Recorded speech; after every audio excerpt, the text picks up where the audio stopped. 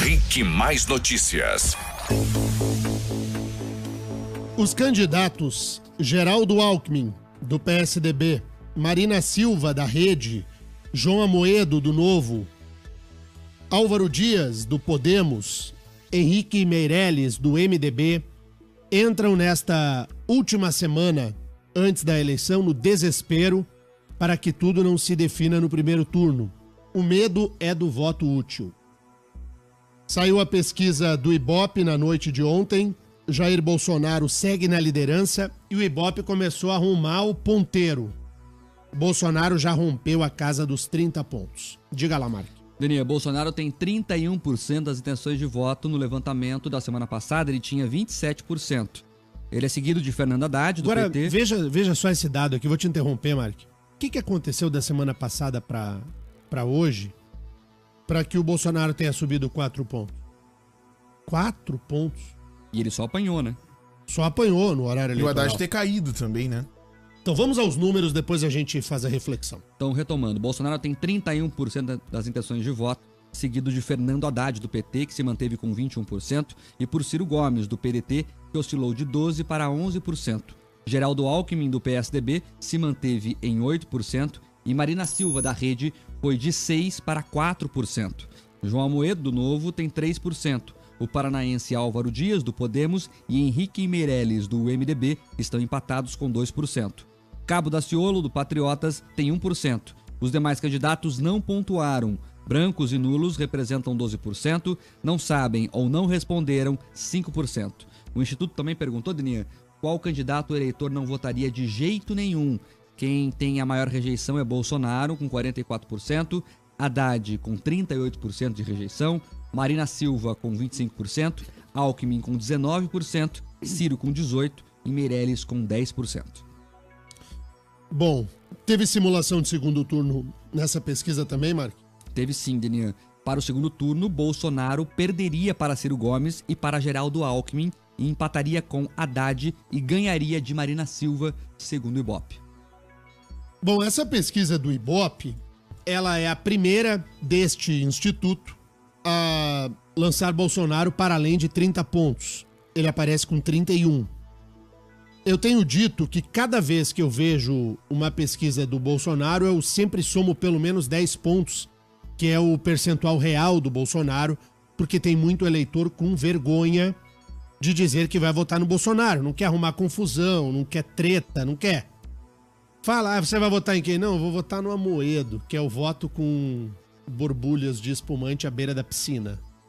Ou então vota no Geraldo Alckmin, fica dizendo isso para não arrumar confusão.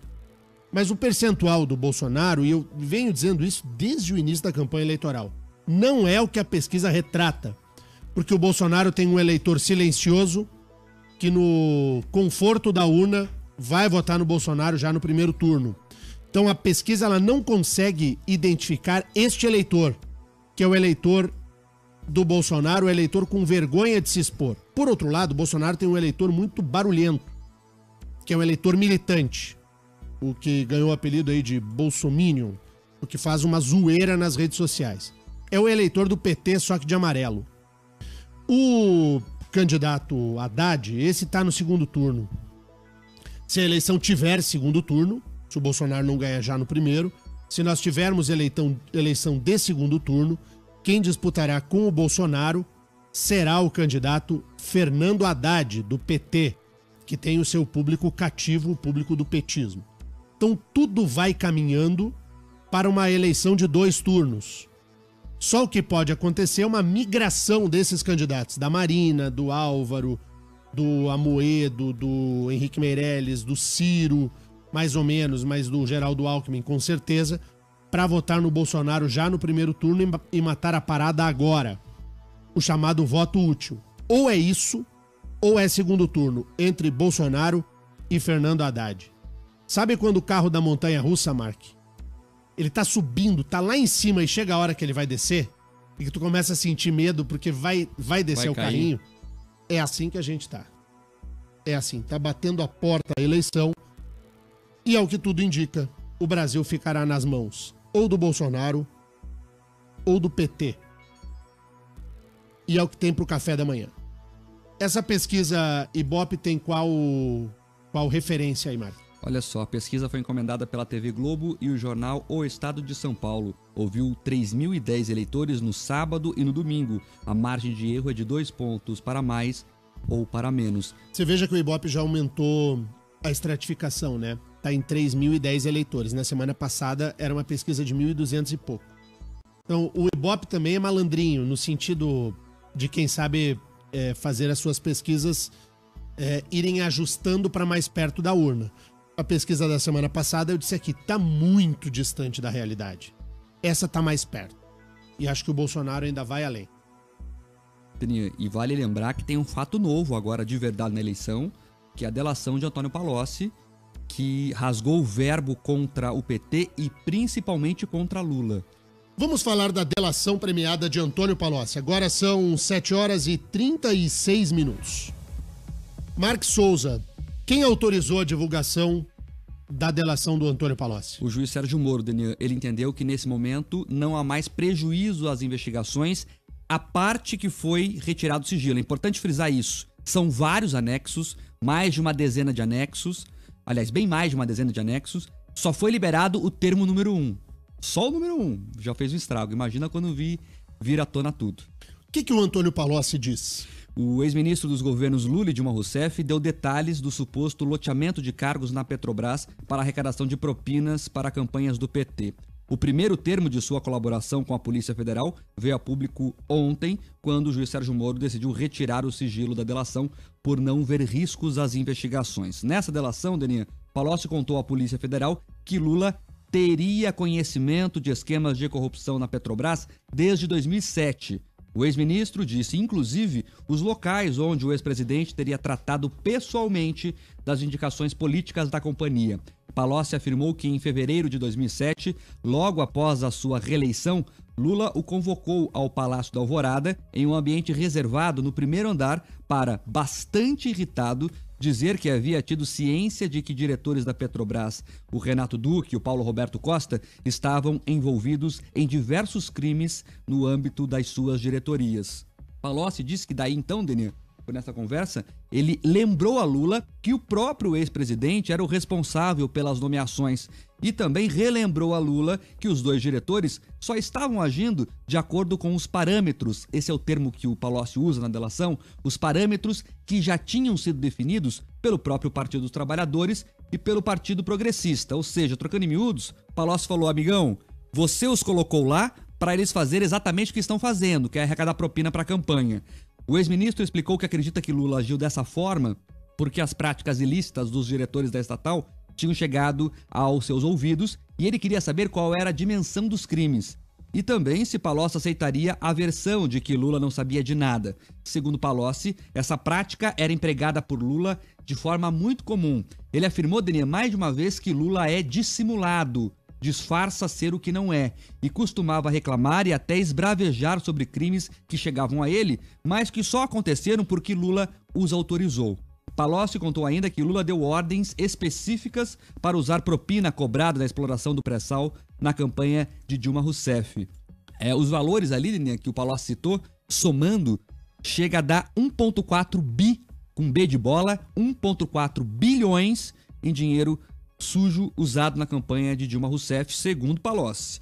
E que caberia, inclusive, a ele, segundo a delação, gerenciar esses recursos ilícitos que seriam gerados e o seu devido emprego na campanha da Dilma Rousseff. Posso traduzir aqui? O que o Palocci diz é que o Lula é falciane. O Lula é falciane, falso, dissimulado, que finge esbravejar com a corrupção, mas na verdade ele é o chefe de tudo. Antônio Palocci jamais foi líder do PT.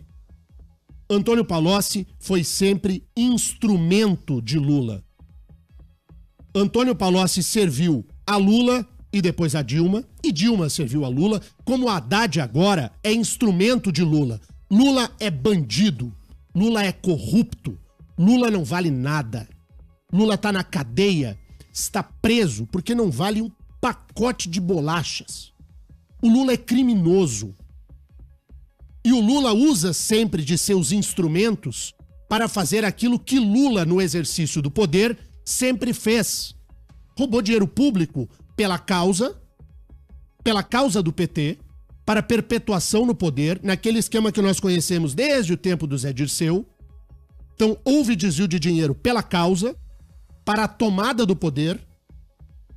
O jeito que o PT fez para tomar o poder, comprar parlamentar, com mensalão, com petrolão, com loteamento de cargos, com a tomada do poder pela turma, pelo grupo, comandado pela falciane Luiz Inácio Lula da Silva. Esse é o Lula. E ele se utiliza dos seus instrumentos para meter a mão no nosso dinheiro e se perpetuar no poder. Mais do que isso, além do desvio pela causa, o desvio para o enriquecimento ilícito. O desvio pelo luxo, o desvio pelo sítio, pelo triplex, pelo jeitinho. É esse governo, essa forma de governar que o Haddad representa. O Haddad é um instrumento do Lula. O Haddad é hoje o que Dilma foi ontem e de que o Palocci foi anteontem. Todos eles servem ao seu líder maior. Nem Haddad é líder, nem Dilma foi líder, nem Antônio Palocci foi líder. Ninguém foi líder de nada. Líder é o Lula. E o Lula comandou a corrupção e o esquema criminoso de fora da cadeia, quando esteve solto. E agora, preso, comanda o processo eleitoral e a corrupção do PT de dentro da cadeia. É isso. O que o Palocci fez nessa colaboração premiada foi rasgar o verbo e mostrar o PT pelo lado de dentro. Rasgou. Aula de anatomia. Rasga o corpo, abre lá e mostra aqui. Tá aqui o estômago, tá aqui o fígado, tá aqui o rim. Pois tá aqui a corrupção assim, tá assado. Antes era assim. A delação premiada é daquele meu adversário, é daquele fulano, é daquele Beltrano. Agora não. A colaboração premiada é do homem da copa e da cozinha do Lula. Antônio Palocci. O Antônio Palocci contou o que todo mundo sabia, só que com requintes de crueldade. Dani, como é que você chamou o Lula? Falciane? Falciane. Agora você imagina o seguinte. Aí você do rádio, imagina assim, o seu melhor amigo. Você vai fazer alguma coisa que não deve, alguma coisa que não presta. Você vai chamar o teu parceiro do coração, o cara vai me ajudar. O Lula fazia isso com o Palocci. O Palocci era esse cara do Lula. É o cara da copa e da cozinha. E daí, pro próprio Palocci, você chega um pouco depois e fala assim, não, eu não mandei nada. As coisas aconteceram porque eu não mandei. Eu mandei fazer o crime, 3 meses depois, não mandei nada, os caras fizeram porque queriam. Esse é o Lula, segundo Palocci. Falciane. Lula Falciane. É assim, ó. Você aí do outro lado do rádio, você vai convidar alguém pra ir na sua casa, ainda mais em Curitiba. Você que é do interior do Paraná não sabe. Mas o curitibano, ele tem uma característica própria, eu acho sensacional. Ele te chama pro churrasco e não passa endereço. Eu curitibanei geral aqui. Eu amo Curitiba, amo o Paraná, eu sou o gaúcho mais paranaense que existe. E o curitibano faz assim, quando ele te convida pra ir pra casa, é porque na casa dele, porque ele tem uma estima louca. Mas aí assim, ele te leva na sala, né? Se ele te levar na cozinha e te mandar sentar na cozinha e você conviver no âmbito da cozinha ali, de abrir geladeira, é porque você é muito íntimo, ele gosta muito de você. Pois o Palocci era o homem da cozinha do Lula. Era o homem que subia no apartamento do Lula em São Bernardo sem precisar pedir licença. Para agora vir dizer que o Palocci é mentiroso, até nisso o Lula é falso. Até nisso ele é falso. E pra quem conhece o Palácio Planalto, sabe que o primeiro andar abriga realmente salas exclusivas ali de uso da Presidente da República. Ali ele recebe, por exemplo, conversas mais íntimas, enfim, é onde o Palocci disse ter conversado com o Lula, Denê. E não é só isso. Ele deu mais detalhes sobre a indicação de Paulo Roberto Costa, o ex-diretor de abastecimento da Petrobras. Paulo Roberto Costa foi aquele primeiro diretor que fechou o acordo de delação premiada. De acordo com Palocci, na época, a Odebrecht e o Partido Progressista tinham interesse na área de abastecimento da estatal.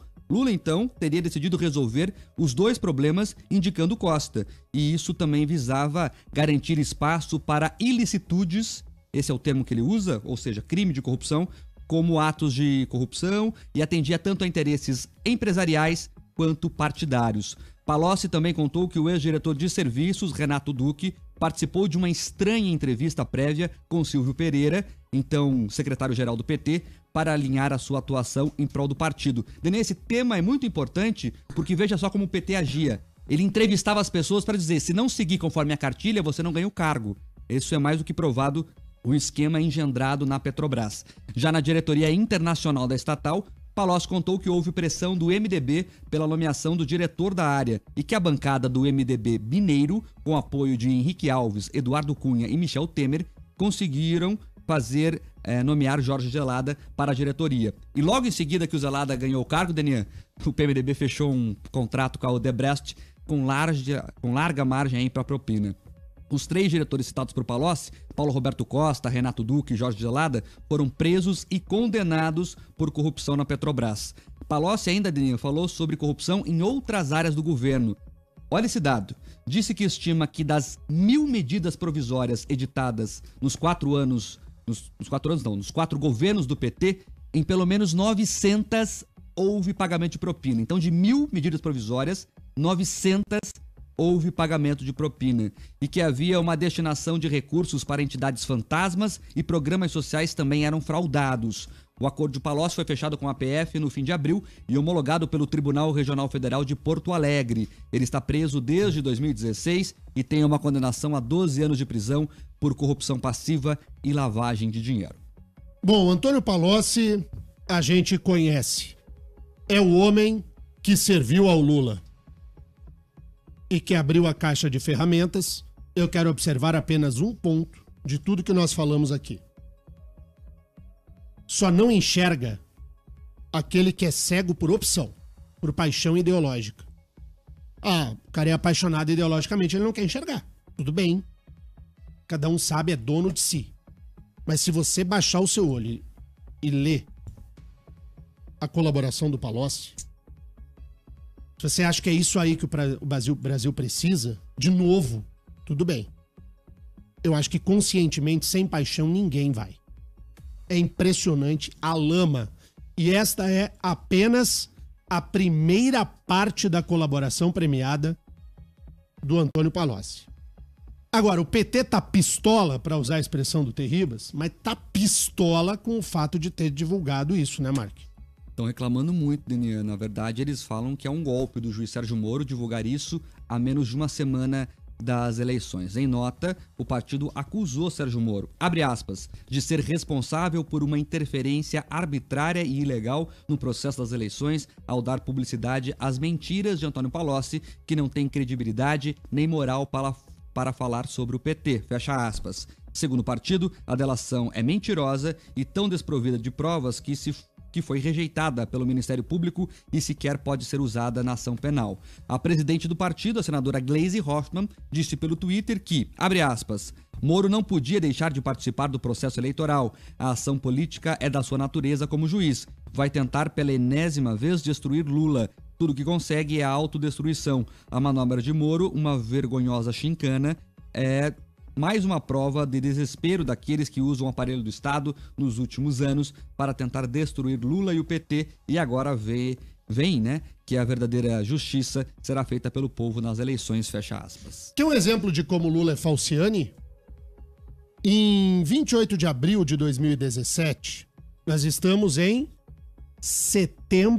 outubro, 2 de outubro de 2018. 2 de outubro de 2018. Então, um ano e pouco atrás, Luiz Inácio Lula da Silva, no Twitter, escreveu o seguinte: não tenho preocupação com nenhuma delação. Palocci é meu companheiro há 30 anos, é um dos homens mais inteligentes desse país. Isso Lula disse em 28 de abril do ano passado, no Twitter. Não é o Denian que disse. Quem disse foi o Lula, o falciane. O falciane fala do Palocci agora.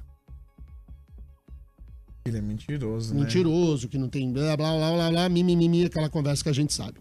Obrigado ao Dr. Christian Sobania por me mandar aqui esse print do Lula, lá de abril do ano passado. O fato é o seguinte: o Dr. Sérgio Moro pode até não ter tido a intenção de agitar o processo eleitoral, mas que ao autorizar a divulgação, o levantamento do sigilo da colaboração premiada, é assim, tem fogo ali, Mark, na fogueira. Deninha, mas O que o Sérgio Moro, o doutor Sérgio Moro fez foi jogar 10 litros de gasolina. É isso aí. agora é importante trazer os fatos. O doutor Sérgio Moro, inclusive, adiou vários depoimentos Claro. de Lula que estavam sendo previstos para não interferir na campanha. O processo tem o tempo dele. Claro. Ele não pode ficar refém do período eleitoral, então. Então já atrasou muita coisa por causa da eleição. Engraçado que Agora o PT... essa parte correu sozinho. É engraçado que o PT, quando foi pra prender o ex-governador Beto Richa, não se preocupou com o fato de a operação ocorrer no processo eleitoral, né? Aí pode. Aí pode. Só não pode contra eles. Pois eu prefiro que possa contra todo mundo. Para que o eleitor com informação decida o que quer fazer. O PT quer que só os adversários sejam alvo de investigação. E os adversários querem que só o PT. Eu não, eu quero que todos eles parem na chuva. Sem roupa, e a gente fique olhando eles apanhando chuva e frio. Será que o Lula tá olhando a janelinha da PF, a chuva aqui em Curitiba? Tá de pé. Ouvindo o Rick Mais Notícias. Ele tem rádio e TV, o Lula. É assim que funciona. Vamos fazer o primeiro intervalo agora? Então, se você Deninha, quiser mais... Antes, um minutinho só, que tem vários ouvintes perguntando a mesma coisa. São dezenas de mensagens com o mesmo conteúdo. Vou sortear uma aqui ao caso, que é o final do telefone 5471, aqui de Curitiba. Pergunta: por que Mônica Bergamo, da Folha de São Paulo, está desesperada para entrevistar Lula na cadeia? Só para o ouvinte que chegou agora, tá uma briga jurídica imensa no Supremo Tribunal Federal, porque um ministro deixa entrevistar, outro ministro proíbe a entrevista. Agora, eles querem saber por que a Mônica Bergamo, da Folha de São Paulo, quer tanto entrevistar Lula na cadeia. Porque a Mônica Bergamo, ela tem vinculação histórica com o PT. A gente até brincou aqui no jornal que ela é uma espécie de porta-voz do petismo, né? Então a Mônica Bergamo quer porque quer ser ela a autora da entrevista com o ex-presidente Lula. Se fosse qualquer outro jornalista, eu até estranharia. Eu espero justamente que seja a Mônica Bergamo. Quanto ao fato de proibir o Lula de falar, eu acho que tinha que deixar o Lula falar. De verdade mesmo. De verdade mesmo. Ah, mas ele vai atrapalhar o processo eleitoral. FODE/SE. O botão aqui. Deixa falar. Deixa falar. Eu tenho curiosidade para ver o que o Falciani tem a dizer nesse momento. Porque agora vai ser forever. Eu vou chamar o Lula de Falciani para sempre, terrível. Tá muito timeline Mas no vamos dar um Instagram. spoiler aqui? Esse Vamos dar um Falciani, hein? O que o Lula vai falar? Ele vai falar que tudo é um golpe. Claro. Então. Não precisa nem ter entrevista. Então, não precisa. Na volta, a gente tem mais notícia muito importante. O jornal tá cheio hoje. Deixa eu repassar aqui o nosso Instagram. Pega o teu celular na mão aí. E Agora segue... o Deninha tá impossível, ele tá blogueirinho agora, ele tá falando Falciani já. Não, Falciani. Hashtag. Hashtag Lula Falciani. Pega o teu celular aí e segue a gente no Instagram. O meu Instagram é DenianCC, tudo junto. Denian, N de navio. DenianCC. O Instagram do Terribas, diga lá, seu Terribas. É o Terribas. Terribas é Terribas, tudo junto. O Terribas. Mark Souza, vai. É Mark Souza, Mark com C no final, Souza com S no final. Deninha, tem muita gente perguntando aqui que quer ler a delação. Eu vou dar um jeito de colocar na internet. É rapidinho, é 12 páginas e é muito legal pra quem acompanha a história do Brasil, porque além de tudo, Deninha, toda essa mar de sujeira, o Palocci conta como é que era a disputa do PT. E olha só, de um lado era o Zé Dirceu, aquele homem íntegro e probo que disputava o PT de um lado pelo pragmatismo, que diz o Palocci, de outro o Genuíno, um pessoal que era mais programático. E ele contou toda essa história do PT, é bem legal pra quem quiser ver. São 12 páginas, ler rapidinho. Muito bem, depois do intervalo nós vamos ouvir Fernando Haddad, o instrumento de Lula, que esteve em Curitiba ontem. Vamos falar sobre a candidatura de Ogier Buch ao governo do Paraná e ganhou na justiça o direito de se manter candidato. Ogier, portanto, vai às urnas no domingo como candidato ao governo do Paraná. Vamos falar sobre a disputa local. Principal Rádio Jornal da Manhã, Rick Mais Notícias, já voltamos. Rick Mais Notícias.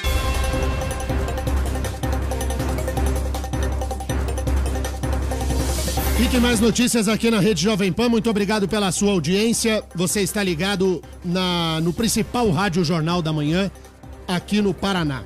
Bom, o noticiário está muito, muito recheado de coisas. Vamos falar do Haddad pra gente fechar o capítulo nacional, Mark. Toda segunda-feira, o Fernando Haddad vem bater ponto aqui, ele finge que é advogado, né? Fernando Haddad, no maior fingimento da história do mundo, ele se passa por advogado, como se advogado fosse. A OAB diz que não tem o que fazer, porque alguém precisa representar junto à Ordem dos Advogados para que a Ordem eventualmente possa abrir um processo contra o Haddad, que não pode agir de ofício, que não é assim que funciona, que não há um impedimento para o exercício da profissão de advogado de quem é candidato, que por isso que o Haddad faz o que faz. Mas faz um fingimento gigantesco de que atua na advocacia do Lula, não é advogado, não é. Mas a formalidade, pra mim não adianta, não venha contar pro tio aqui. O tio não vai aceitar essa aí, né? O Haddad tá fingindo que é advogado, aos olhos da OAB, aos olhos do Ministério Público, aos olhos da Justiça, aos olhos de todos nós. O Haddad se faz passar por advogado do Lula e, na verdade, vai negociar a campanha com o chefe. O Haddad é o instrumento do Lula, vai negociar a campanha com o Lula na segunda-feira. Toda segunda tem, né, Marcos? Toda segunda, Eninha. Agora, vamos fazer um chamado aqui? Será que não tem um advogado no Paraná que possa representar sobre isso? Tem, né? Esta vez se vai. Provocar a ordem? Enfim, os dois conversaram por cerca de 2 horas e na saída da Polícia Federal, Haddad falou por 5 minutos com os jornalistas. 2 horas o Lula falou com o Haddad. Deve ser sobre a defesa do Lula, né? Não é? Deve ser sobre discutindo o processo judicial do Lula, né? Porque o advogado o advogado do Lula é o Haddad, né? Tá lá discutindo estratégia jurídica da defesa do Lula, né? Caso do triplex do Guarujá. Eu fico imaginando que entre a viagem de um estado e outro do Haddad, que tá em campanha presidencial, que é pesada, ele fica batendo petição pro Lula, né? Preocupado com a defesa. Fica construindo pareceres, né, sobre a defesa do Lula. Vão contar pra outro. Vamos contar pra outro. O Brasil é o país do faz de conta. O Brasil é o país do faz de conta. Uma coisa é o que tá na exegese da lei, a leitura gramatical das coisas, e a outra é a realidade. A realidade está posta. Fernando Haddad usa da carteira cor-de-rosa da OAB para passar 2 horas por semana ouvindo as instruções do chefe na cadeia. É isso aí. O candidato criticou a decisão do ministro Luiz Fux, que proibiu o ex-presidente Lula de dar entrevistas. Ele disse que Lula está à disposição de todas as emissoras. Tem uma liderança importante que quer se expressar e que tem o que dizer. Nós estamos aqui defendendo a liberdade de imprensa. Nós entendemos que uma democracia com liberdade de imprensa é um direito civil e político que está sendo, nesse momento, prejudicado. No dia que o PT defender a liberdade de imprensa, vai ter carnaval. Mas daí pra isso a liberdade de imprensa serve. Agora pra divulgar a delação do Palocci, daí a imprensa é golpista, né? A liberdade do PT é flexível. Ele defendeu negociar com o Congresso a aprovação de reformas como mudanças nas regras tributárias. A mudança do regime tributário, é importante discutir que hoje o pobre é que paga imposto, o rico não paga, e o Congresso tem que se debruçar sobre isso. Uma reforma do sistema bancário contra o cartel que se estabeleceu no país, que expolia a população cobrando juros extorsivos e cria um ambiente de negócios favorável à retomada do crescimento. Haddad saiu das imediações da superintendência da PF no bairro Santa Cândida, aqui em Curitiba, e foi para o centro da capital, onde o partido promoveu uma caminhada. A presidente do PT, Gleisi Hoffmann, e o candidato do partido ao governo do Paraná, doutor Rosinha, também participaram da atividade. Muito bem, esse aí é o Fernando Haddad, que passou ontem boa parte do tempo lá com o chefe, para o chefe mandar nele. E ele vai lá e para cá, servir as vontades de Luiz Inácio Lula da Silva. São 8 horas e 2 minutos, 8 e 2, vamos falar da política local, Marcos Souza. O Tribunal Regional Eleitoral garantiu a candidatura do Ogier Buch ao governo do Paraná. Isso, a Justiça derrubou a liminar que impedia o Ogier Buch do PSL de fazer campanha ao governo do estado. O pedido para barrar a campanha dele foi feito pelo próprio partido e pelo Patriotas, que faz parte da coligação. O candidato entrou na Justiça para derrubar a liminar e agora ele pode retomar os trabalhos. Isso inclui a participação em debates e veiculação do programa no horário eleitoral gratuito. Na sexta-feira, o juiz Jean Carlos Leck determinou que Ogier interrompesse qualquer ato de campanha como candidato. Isso impediu que ele participasse do debate aqui da RIC TV e da Rádio Jovem Pan. Lembrando que Ogier se lançou candidato de forma avulsa depois de ter sido escolhido na convenção do partido. Segundo o PSL, a decisão de não lançar o candidato próprio ao governo do Paraná foi uma orientação da Executiva Nacional do PSL. Bom, hoje tem debate na TV Globo, aqui na RPC. Hoje tem debate dos candidatos ao governo do Paraná. Se não houver um fato novo até domingo, a eleição do Paraná está muito perto de ser decidida já no primeiro turno. Muito perto. Se não houver um fato novo que venha motivar o eleitorado a virar de lado ou convencer os indecisos, a gente se encaminha para um resultado meio que vem ao natural desde o início da campanha eleitoral. Vamos ver o que nos reserva o debate da RPC TV hoje à noite. 8h04, 8h04, a prioridade é sempre do ouvinte aqui na Jovem Pan. Daniel, o ouvinte final telefone 6150, o Wellington Garcia, diz que é advogado e agora, diante do posicionamento da OAB, ele vai entrar com provocações à ordem para que ela se pronuncie sobre o caso do Haddad. E ele fala um negócio interessante, que o advogado já é mal visto na sociedade por alguns setores, que advogado é picareta, advogado engana o povo e tal, e que ele tá cansado disso e o Haddad só faz ajudar nessa falsa impressão. Então ele vai provocar a ordem para se posicionar sobre esse assunto. Também tem a participação aqui do final telefone 3328, o Ricardo diz que o PT está perdendo a eleição. Muda alguma coisa na prisão de Lula? Se o Lula ganhar a eleição, muda tudo na prisão do Lula. Tudo muda na prisão do Lula. Será a força do Poder Executivo. Muda tudo. Final telefone 3690, o de Luca diz assim: o PT seria favorável a uma entrevista do Palocci nessa semana? Por que vocês não entrevistam o Palocci? Nós queremos entrevistar o Palocci. Não, aí é contra. A liberdade de imprensa só vale se for a Mônica Bergamo com o Lula. E só a Mônica Bergamo. É assim que funciona. Vai o Daniel Couto entrevistar o Lula pra ver se eles querem? Não, né? Você iria entrevistar o Lula, Daniel? Claro que eu iria. Por isso que eu sou favorável Qual a primeira pergunta que você faria pra Luiz Inácio Lula da Silva? A primeira... Tá com muito frio? Não, a primeira tá seria sentindo assim... muito frio? A primeira seria... O senhor disse em abril do ano passado que não tinha medo de delação nenhuma. E que o Palocci é seu amigo há 30 anos. O que foi que aconteceu? Quebrou a amizade e tudo. Ele chamou de Falciani. O senhor é Falciani? Vocês tentaram? Fazer uma entrevista, tem que fazer uma entrevista de verdade, né? Ninguém fez entrevista de verdade com o Lula. O Lula tem um magnetismo. Eu não sei, o ouvinte talvez não saiba. O lulista ou não lulista? O Lula tem um magnetismo impressionante. Se puser o Lula aqui no estúdio agora, aqui pra bater um papo com a gente, não é no microfone, nós ficaremos encantados com o Lula. Ele é bom na enganação. O Lula tem um magnetismo pessoal, um carisma, uma coisa absolutamente sensacional. Eu já entrevistei o Lula inúmeras vezes, não sei nem contar quantas vezes. Já participei, já vi comício do Lula, tudo do Lula. O Lula é um imã. Ele atrai as pessoas ao redor dele, assim, ele tem é impressionante o carisma do Lula. E por conta de toda essa capacidade que ele tem, ele resolveu fazer o mal, né? O que eu fico louco com o Lula é o seguinte: um homem que teve à sua disposição a chance de fazer diferente na história do Brasil. O Lula recebeu de braços abertos. Mais 60% do povo brasileiro disse: vai, Lula, vai lá e faz diferente. Ele fez igual, só que pior um pouco do que os outros faziam. Então o Lula só engana a cegueira da paixão. E aí é o que é.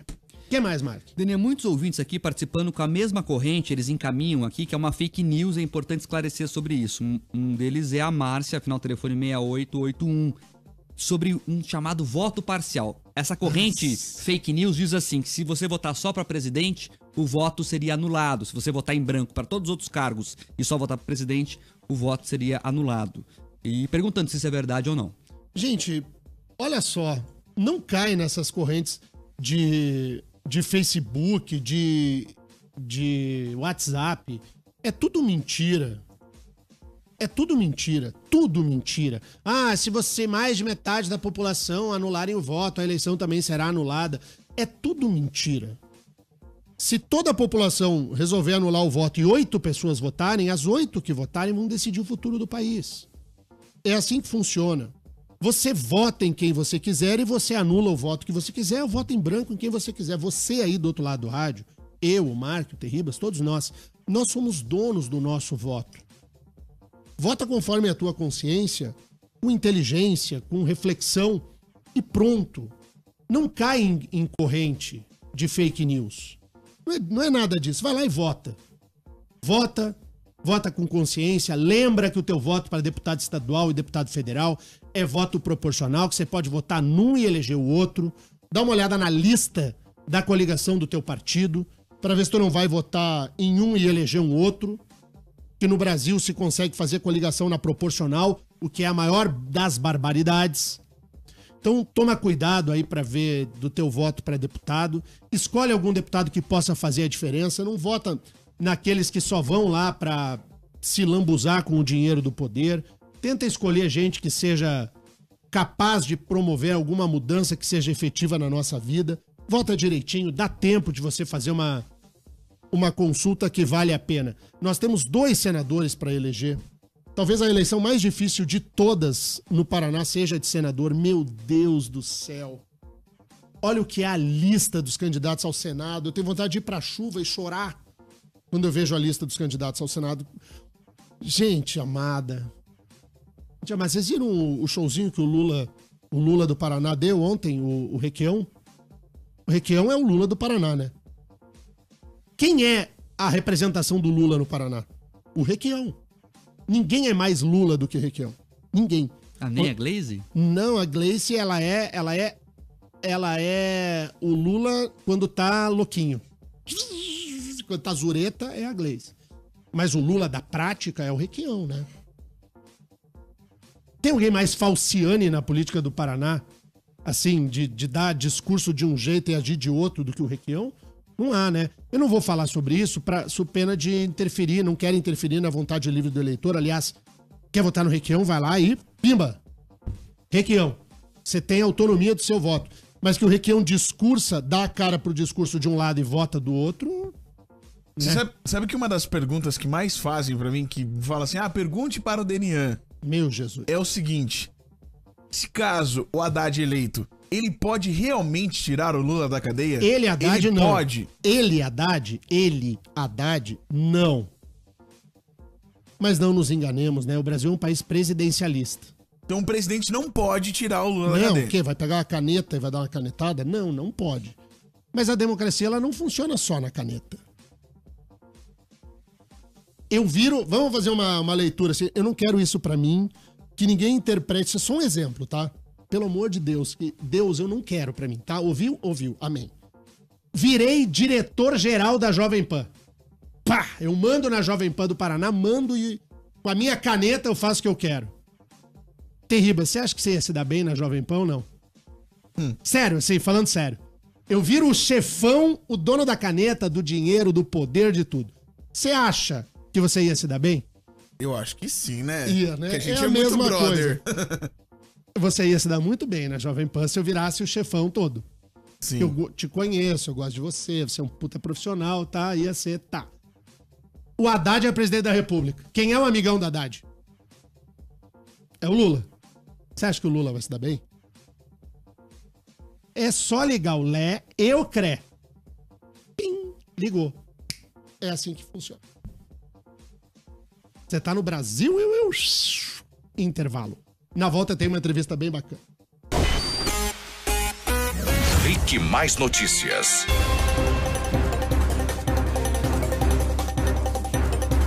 Rick Mais Notícias aqui na Rede Jovem Pan. São 8 horas e 15 minutos. 8 e 15. Rick Mais Notícias. Vamos conversar agora com o Dr. Maurício Leandro de Oliveira Silveira.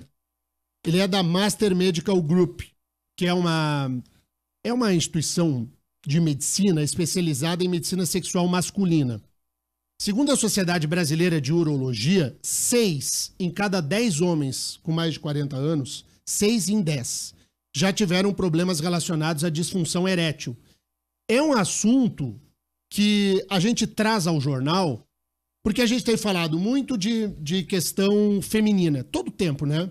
A gente já falou aqui com a doutora Flávia Ode muitas vezes, sempre focando, ou a maioria das vezes focando na questão da mulher. Escolhemos hoje falar sobre a questão da medicina masculina. Doutor Maurício, muito obrigado pela presença. Bom dia. Bom dia, é um prazer estar aqui conversando com vocês. Um bom dia ao estado do Paraná.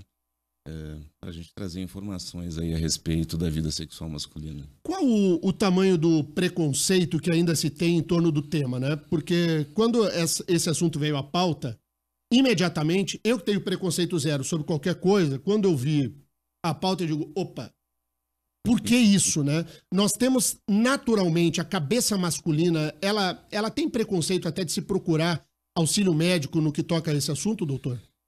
Bem, infelizmente a gente vê isso nos consultórios e nas clínicas do Brasil todo, da Master, todos os dias. Isso vem de uma cultura, né? De uma cultura ocidental machista, em que o problema tem os outros. Eu tenho uma situação. Na verdade, não é uma situação, né? As doenças do cunho sexual, da medicina sexual, seja disfunção erétil, a impotência, ejaculação precoce, ejaculação retardada, são doenças que afetam casualmente o pênis, mas poderiam afetar qualquer parte do organismo. Então, se você tem um processo de doença, você procura um médico. Infelizmente, a gente não vê isso na andrologia, né? Os pacientes, às vezes, claro que existem as exceções, mas os pacientes, quando chegam para nós, às vezes chegam num estado bastante avançado de doença porque já tentaram, sei lá, remédios caseiros, garrafada do Nordeste, rezas fortes, e nada disso adianta. E esse tipo de doença, ela causa um efeito muito severo na vida do homem e do parceiro, né? Da parceira, né? Na verdade, não é só a questão pessoal, é a questão de quem está ali com a pessoa, com o homem, né? Seja parceiro ou seja parceira, né? A gente tem que ser aberto. Claro, isso claro. Em 2018. Né? Traz toda uma questão de dificuldade de afirmação, de autossegurança do homem, porque ele já vai para uma relação sexual sabendo que o negócio não vai dar certo. E doutor, isso tem tratamento que funcione mesmo? Assim, claro que cada caso é um caso, mas é possível, com um tratamento médico direitinho, a pessoa melhorar quanto à questão da disfunção erétil, quanto à ejaculação precoce, ejaculação retardada? É possível ter uma melhora nisso com o auxílio médico verdadeiramente? Completamente, completamente. É claro que a gente tem que levar em consideração que tudo depende o estado da doença, o nível da doença que o paciente chega pra gente. Mas isso é em qualquer área da medicina. O problema, e aí entrando na questão do machismo, é que quando o homem chega nos procurar, às vezes a questão já está tão avançada que a gente já não consegue mais cura, a gente consegue uma estabilização do problema, como acontece em qualquer doença de qualquer área médica. Mas se a gente tivesse a cultura de se procurar o andrologista, de não ficar se tomando remédios por conta em farmácia ou tentando qualquer outra forma não oficial de tratamento, os nossos índices de cura seriam bem maiores. E a utilização de remédios, aí, de comprar remédio em farmácia, que a gente sabe que é muito comum, inclusive com a meninada, né? Tem muito... Azulzinho, né? A gurizada, assim, jovem, menino, em 20 e poucos anos, vai se entope de remédio, né? Isso dá efeito lá pra frente? Isso pode ser prejudicial, doutor?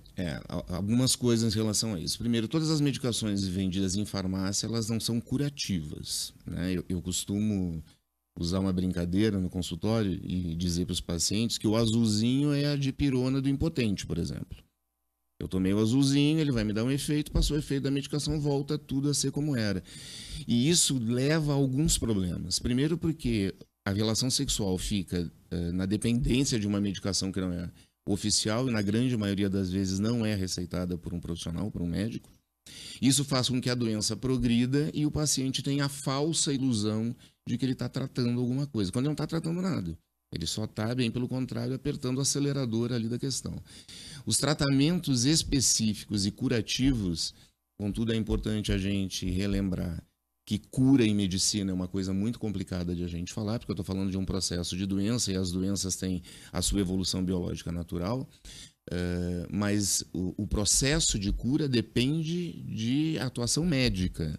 As medicações e os tratamentos usados hoje, seja para disfunção ejaculatória precoce ou retardada, ou para impotência, disfunção erétil, não são vendidos em farmácia. Nós não temos esse tipo de tratamento passível de ser comprado em farmácia. Então, aquilo que se compra hoje no mercado farmacêutico aí brasileiro, sem critério algum, não trata. Na verdade, só contribui para acelerar o processo. Tem pergunta aí, Marcos Souza? Denia, tem sim. Os ouvintes perguntam aqui como prevenir doenças da esfera sexual. Se tem algum jeito de prevenir ou só quando a doença chega que tem que buscar tratamento? Na verdade é muito complicado. Comer um amendoim, uma coisa assim. Catuaba? Não, amendoim, catuaba e ovo de codorna não funciona, eu juro para vocês. Não existe um processo de prevenção nas doenças de cunho sexual. O que deveria haver é a procura de um médico quando os sintomas começam a aparecer. E é aquilo que a gente estava conversando antes. O homem dificilmente faz isso. Raríssimos os pacientes que digam, pô, eu estou com um processo de perceber que a minha ereção não está boa nos últimos 30 dias, vou vir ao médico. Não. Ele geralmente vai tentar o azulzinho antes. Mas o que dá tempo da doença evoluir. É claro que tem essa questão do preconceito, muito assim, de vergonha e tudo. Mas o homem, ele já foge mais de médico do que a mulher, né?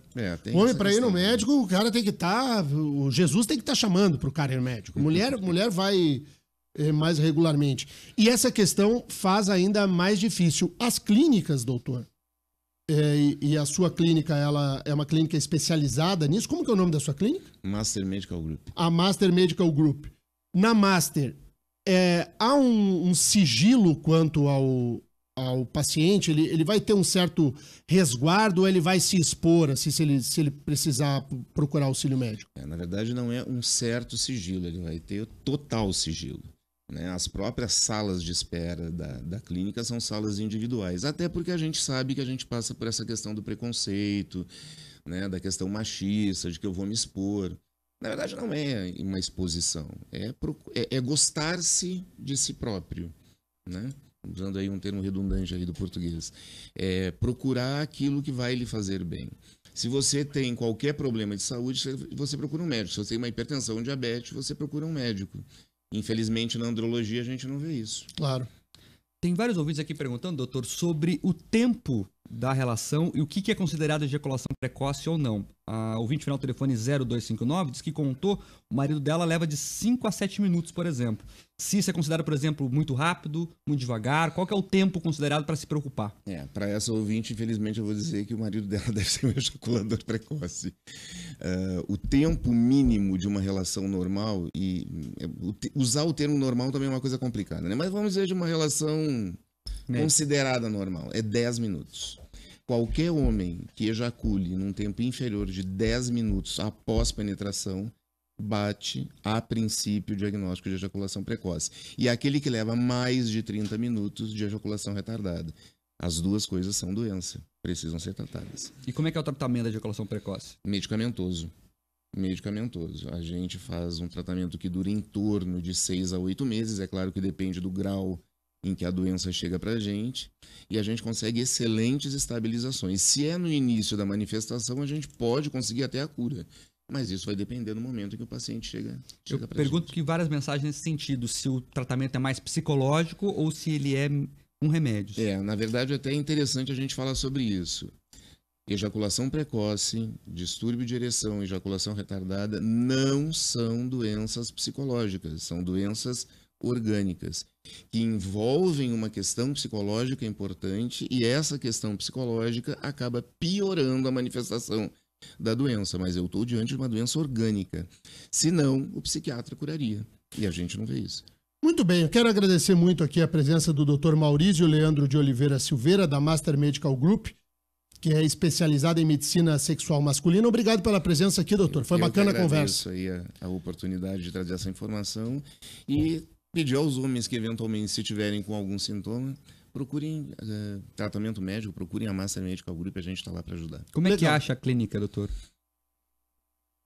A clínica, ela tem um site próprio, basta procurar Master Medical Group, coloca ali no Google Master Medical Group, vai aparecer todas as clínicas que existem no Brasil, existem em vários estados, né? Tem uma central única que é do Rio de Janeiro, a central é no Rio de Janeiro, mas a gente tem aqui no Paraná, aqui na Emiliano Perneta, ali a nossa clínica.